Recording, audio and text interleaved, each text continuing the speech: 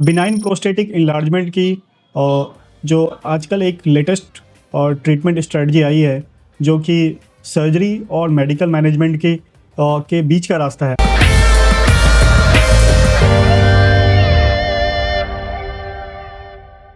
ऐसे पेशेंट जो कि एनेस्थीसिया के लिए फिट नहीं है, जिसमें हम लोग प्रोस्टेट की सर्जरी के लिए TURP या होलेप या थूफ्लेप नहीं कर सकते हैं, जिनकी कार्डियक कंडीशन अच्छी नहीं है, जो पेशेंट एनेस्थीसिया टॉलरेट नहीं कर सकते हैं और उनको प्रोस्टेट की प्रॉब्लम है और मेडिकेशन फुल डोज में उनकी चल रही है, फिर भी उनको यूरिन में काफ़ी दिक्कत है या फिर वो इंडवेलिंग कैथेटर पे हैं, कैथेटर निकालने के बाद उनको यूरिन नहीं होता है।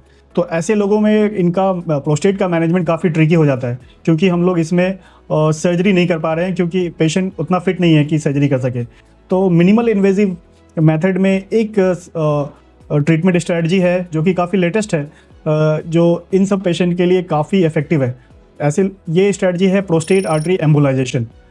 इसमें ये एक इंडोवैस्कुलर यूरोलॉजिकल प्रोसीजर है, जिसमें हम लोग फीमोरल आर्टरी मतलब जांघ की एक नस के थ्रू प्रोस्टेट को जो ब्लड वेसल सप्लाई करती है, जो प्रोस्टेट ग्रंथि को खून की नसें सप्लाई करती है, उनको हम लोग वहाँ तक जा कर के थ्रू कैथ लैब मशीन के अंदर देखते हुए वहाँ जा कर के वो नसों को हम लोग ब्लॉक कर देते हैं PVA पार्टिकल से, सो दैट प्रोस्टेट का जो है ब्लड सप्लाई ख़त्म हो जाता है।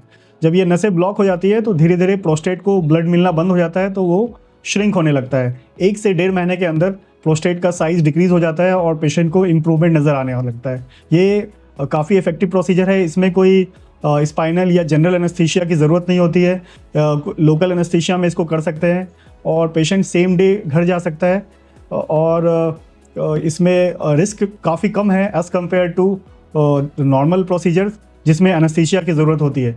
जो पेशेंट फिट है एनेस्थीसिया के लिए, उनके लिए TURP and ThuFLEP are better than prostate artery embolisation.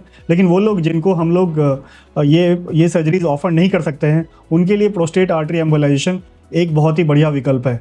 इसके अलावा ऐसे पेशेंट जो यंग हैं, जो TURP या थूफ्लेप नहीं करवाना चाहते हैं, क्योंकि उसकी वजह से उनका इजैकुलेशन हैम्पर हो सकता है, उनकी पोटेंसी थोड़ी कम हो सकती है, तो ऐसे सेक्सुअली एक्टिव मेल्स में हम लोग प्रोस्टेट आर्टरी एम्बोलाइजेशन का ट्रीटमेंट ऑप्शन दे सकते हैं, क्योंकि ये काफ़ी मिनिमली इन्वेजिव है और ये इजैकुलेशन को प्रिजर्व करती है। इसमें रेट्रोग्रेड इजैकुलेशन का चांस बहुत ही कम होता है। Thank you.